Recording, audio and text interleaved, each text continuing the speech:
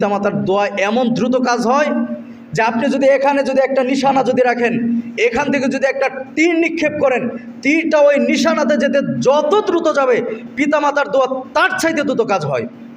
তাহলে এমন ব্যক্তিকে আপনি হত্যা করতে পারেন, মিডিয়ার সামনে হত্যা করতে পারেন, যে সবচাইতে ভালো ব্যবহার পাওয়ার যোগ্য।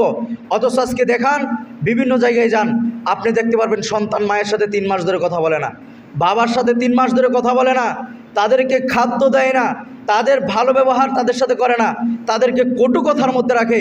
ভালো কিছু রান্না করলে সন্তানকে নিয়ে খায়, পাশের বাড়ির ভাবিকে দেয়, কিন্তু মা বাবাকে দেয় না। এমন কুলাঙ্গা সন্তান আপনাদের জায়গাতেই রয়েছে।